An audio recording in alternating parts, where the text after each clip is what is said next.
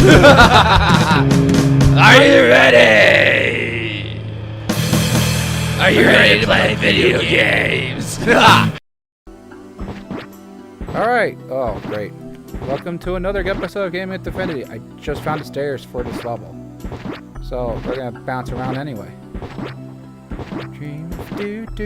But I mean this entire series has been about RPGs and what I think about the Game Informer's list, and I'm kind of curious what you guys think. So if you have comments about this, about how wrong you think I am, put in the list. And if you think I'm really wrong, I would like you to find a clip of Edge giving his wrong promo. And if you know what promo I'm talking about, good for you. Actually, if you want to know something really mean that I've been doing, my dad and I are not seeing eye to eye on a lot of things. So we just haven't been talking to each other, which is really bad for me, because basically, I'm just getting screwed out of my own name, which is even worse. But, there you are. But basically, every time he comments on something I say on social media, on my personal profile, I stopped doing it for when he liked something, because it was just like, it's getting to be too much, man.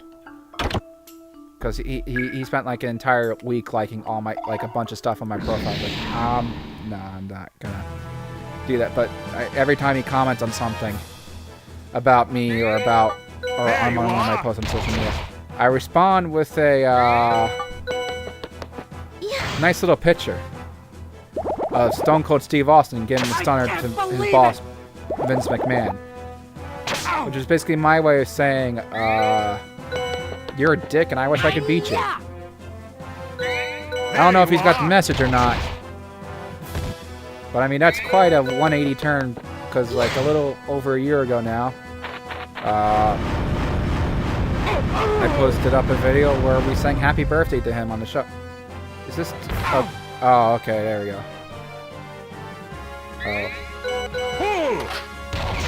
Oh. So, but yeah. So if you're looking for a way to troll your parents without actually having them get pissed off at you, there's something for you to think about if you're interested.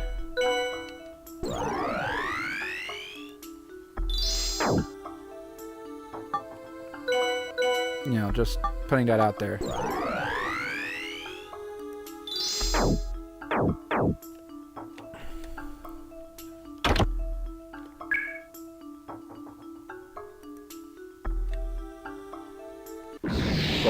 So back to the RPG list.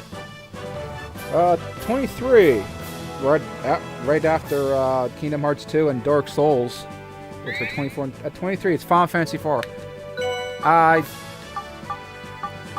What the fuck? What? Oh, yeah.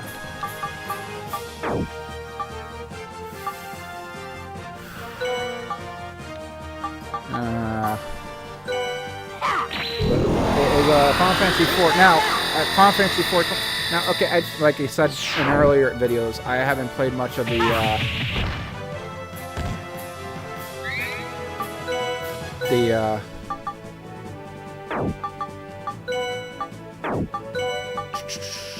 where was I? I haven't played much of the Final Fantasies on the Nintendo series. And once again, 4 is kind of also for me, under that umbrella of, was it really that impressive? Did it really take that any steps forward in actual, in actual, in the game, in terms of RPG mechanics, or just gameplay mechanics? Did it really do anything to push anything forward? And was the story really that great? or as great as a lot of these other games. And my answer is like, it doesn't really stand out in anything. It's great. It's good. It's very good in everything, but it's not great in any one thing. So I mean, you know, so is there really that many games that should be behind it?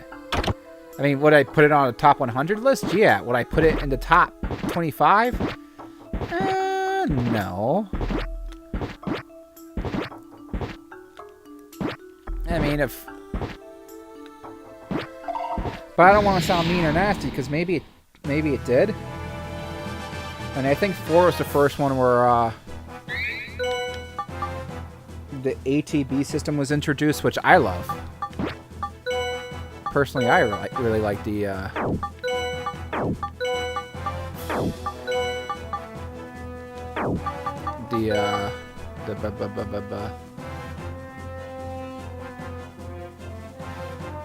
yeah, sure. This is important to have. Fuck up now. Look how serious he is. He's super serious. Yes. Thank you. Watch this. So, I'm sure a lot of people are gonna, you know, bitch complain like, oh, that's really fucking dick and Dongist and. No!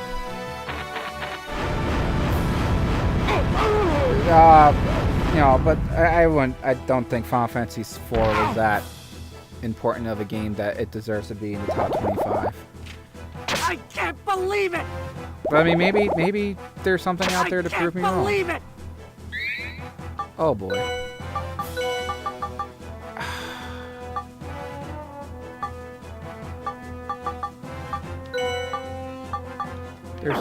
There's really not much I can do. I mean, I gotta kill someone though. And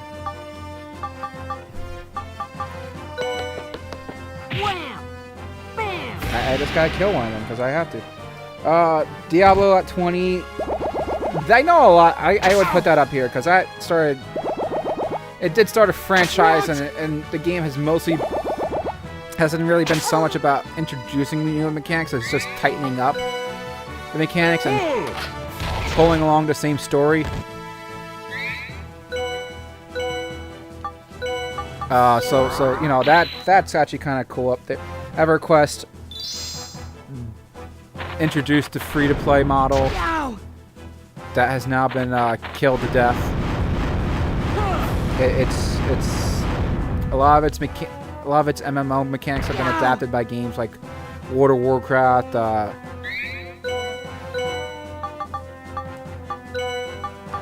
World of Warcraft has adopted its mechanics.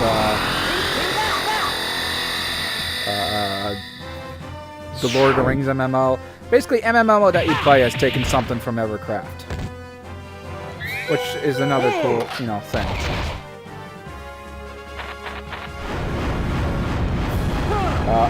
Elder Scrolls Morrowind at 21. Once again, the same thing as. Well, actually, this one is kind of like why. Wasn't Morrowind buggy as hell? I mean, it's kind of like just.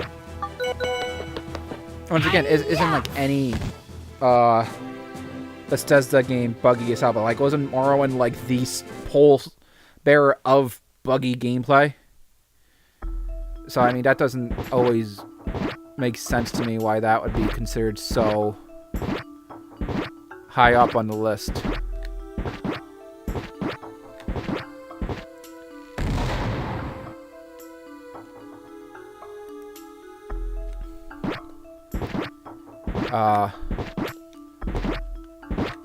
And also for me, just the Elder Scrolls games in general.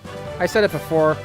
There's a lot to do, but not a lot of actually interesting stuff to hold my attention. Yes, suck it.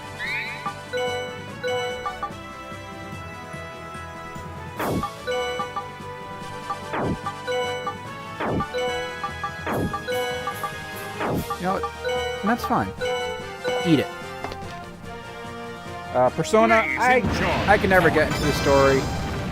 Or Persona, or Shin Megami Sai, I think was the original story. But I could never get into it. It just wasn't my cup of tea, you know? Just something about the way the game was presented. I know it's kind of like the trendy thing to do, and even Batman Arkham City does it, which I love to death. But I kind of give it an unfair pass of like, oh well, you know, they just do so many other things well that it's okay.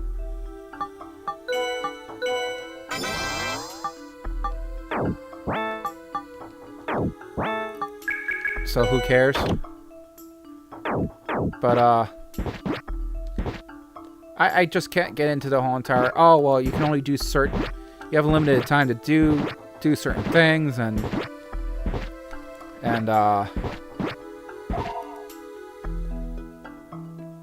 have a certain limited time to do certain things, and you can't do everything. You're going to run out of time to do everything. It is impossible. There you are.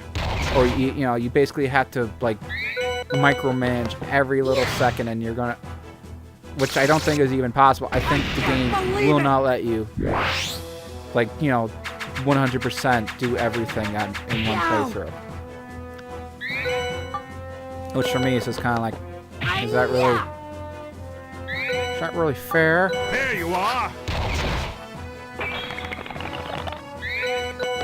So, I know it's something stupid, but it does grind my gears. It does get to me.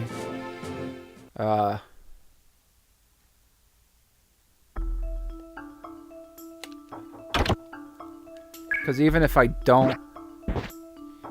something that I know I'm not gonna do, I still want the option of being able to, like, at least in Batman Arkham. Jesus. Oh, come on.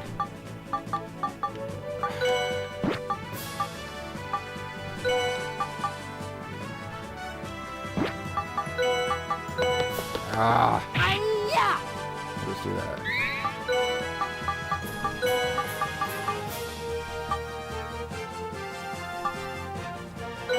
Alright, watch this. She's gonna play our Ocarina. I think I picked the right one. I hope I picked the right one. I like the way you set that go like, ooh. Gonna be like,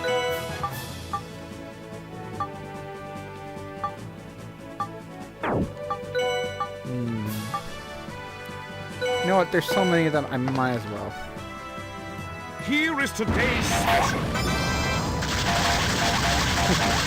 But yeah, Persona is just not a series I could ever really get. 18 was Final Fantasy 7. Alright. A couple years ago, this would have been so much higher on the list.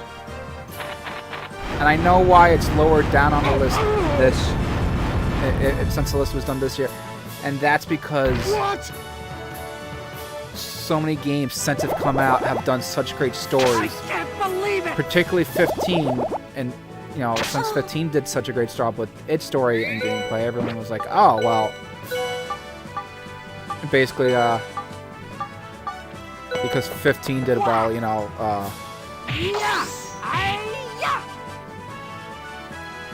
there's just really, you know, since 15 did so well, 7 doesn't have to be held in such high regard. But I mean, I guess if the list was done differently, I can see 7's spot in this place, but because, in my opinion, the list was done so poorly, I would have seen it higher up. I can't believe and 15 isn't even on this list either.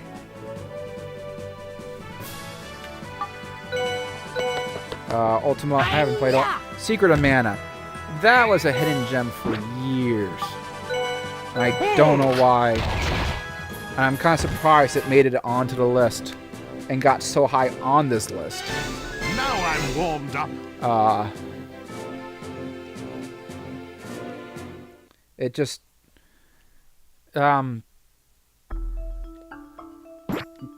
But I'm really happy he made the list. I know it's one of Sarah's favorite games. She got it for the I want to say Game Boy Advance. She got it for. I think it was released a lot more than people would think. But it was just always one of those. It was never a huge hit. It was always a solid seller.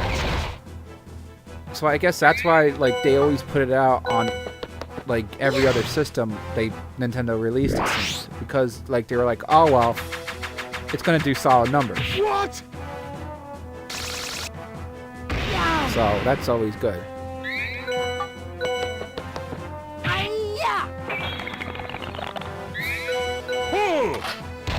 And you know, once again, you know, Sarah. It was one of Sarah's favorite games. She hasn't played it since like the Game Boy Advance, and she may still have it because I think she still has a Game Boy Advance. I'll have to check. There you are. That might be an interesting game to shoot through on the show. Pokemon Red Blue at 15. I said it a couple episodes ago. Pokemon Gold and Silver and Blue and Red. I personally see it as the opposite, where Blue and Red introduced the basic concept of the series and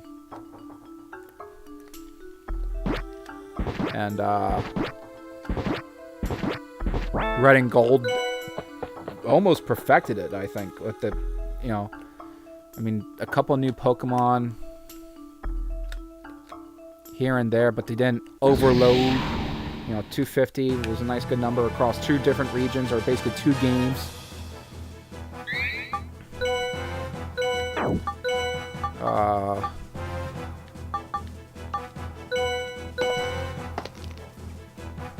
And just even just on its own, Red and Blue really have some great basic mechanics, and they're easy RPGs to get into.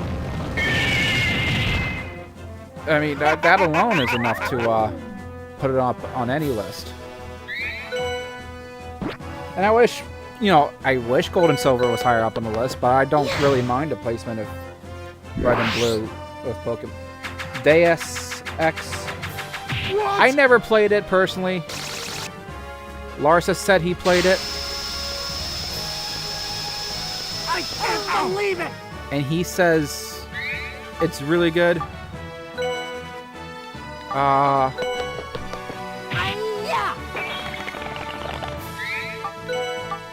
It just seems like there's a lot of weird choices made for the series in general. And from what I hear, mostly Deus Ex was a good game, and it had good premises, but it never delivered. And it wasn't until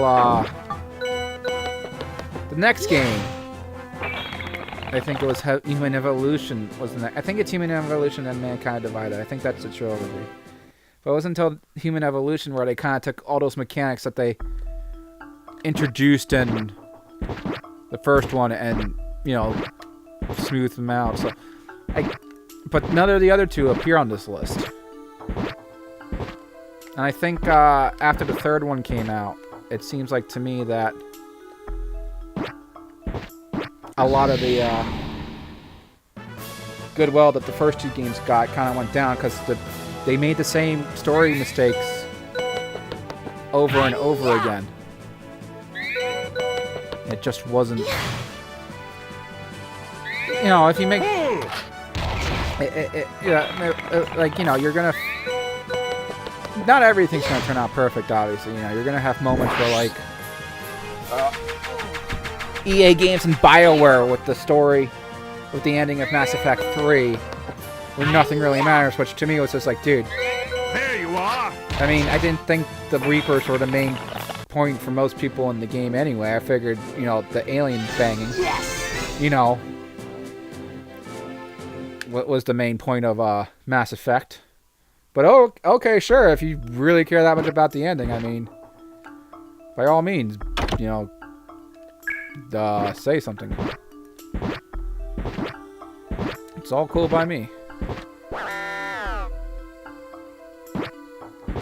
I have no idea what... Oh, shit. I know what the alarm does.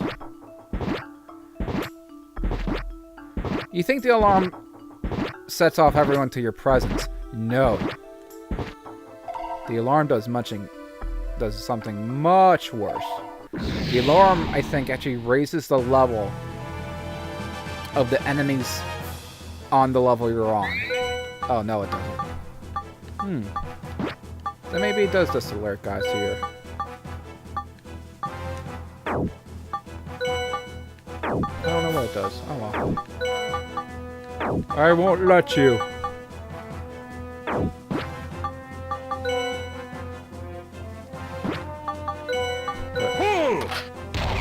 Pull!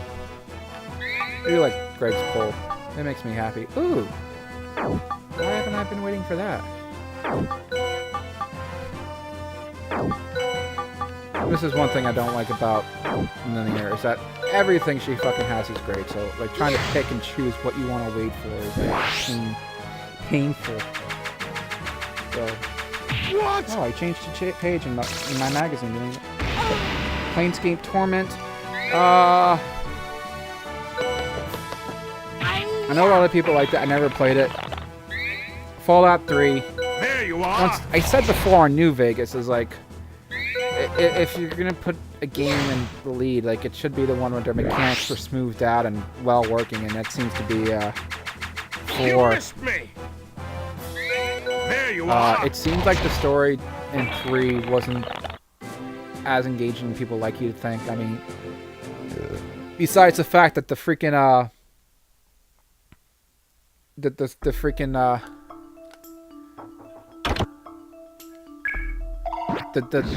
when you're at the end and you're going into the radiation chamber and you bring the super mutant with you, and you're like, dude, go in there and, you know, not die. And he's like, I can't do that. I can't take this from you. That'd be shameful. This is your destiny. It's like, dude, you won't die. Neither will I. Just go in there. And then they put it behind paid DLC. Well, I don't know if it was paid DLC. I just know that the patch was released right on the same day as a certain DLC. So, you know, for all I know, it wasn't it wasn't a piece of DLC. It just happened to come out on the same day as DLC.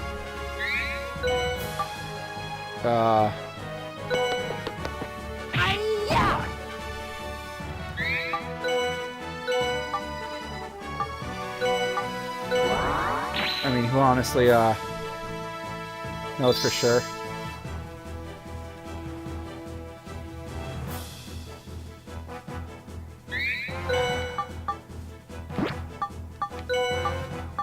Yeah. Oh, goody.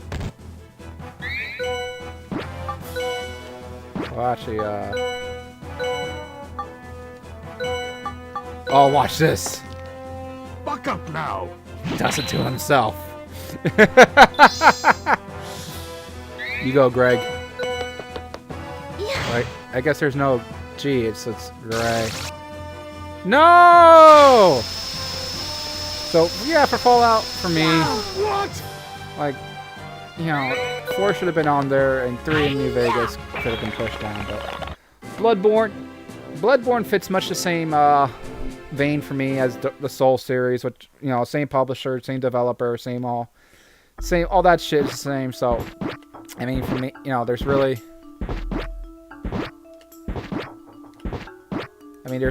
nothing much more to it.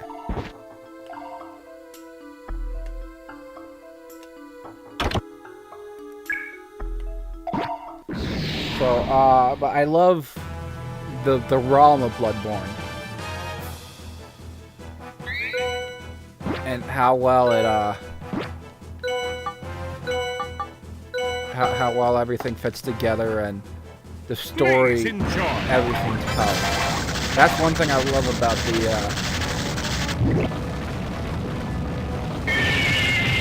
the Dark Souls and the Bloodborne series, is that how well everything fits together.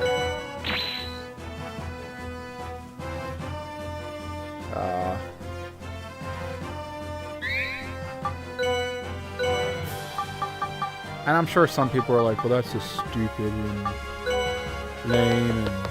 Wham! Bam! There's better, you know, Bloodborne isn't that great, and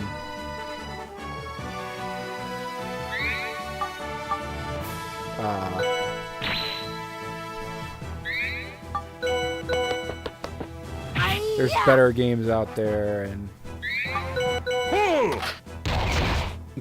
Dark Souls 3, the mechanics were much more tightened up, but.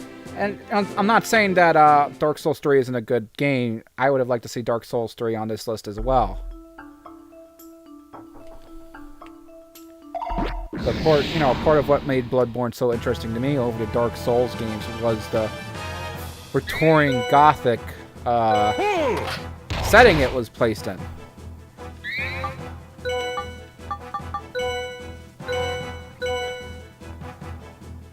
So, which drew in my interest. Oh God, I gotta start paying more attention to the time on these episodes. I'm sorry, guys. No, don't gas me. And then we're getting into the top 10 on Game Enforcer's list. We're at number 10. We have Final Fantasy Tactics, Believe it! which is a spin-off. Don't get me wrong, it is a spin-off of the main series. So don't let it be said that like, oh, it's. But I've met so many people who are like, Final Fantasy Tactics, if it was a main series game, would be number 1. And I mean, it has one of the deepest game stories in terms of, or one of the deepest stories, not only in terms of the actual story arc itself, but also in character development, because it does it with this huge roster of individual characters. It manages to give all of them enough time to be well developed. And that, more than anything, is probably one of the hardest things for a good number of any games to do. I mean, I think that's kind of why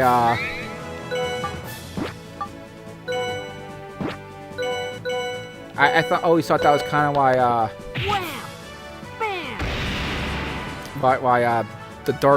the Souls games and From Software never really explored a deeper story in their games.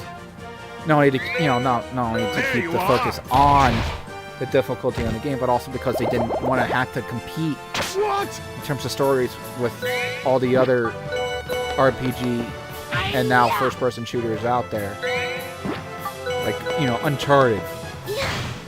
Like Naughty Dog is known for crafting great stories in games, and Insomniac is known for crafting great stories. It's just it's a really big there's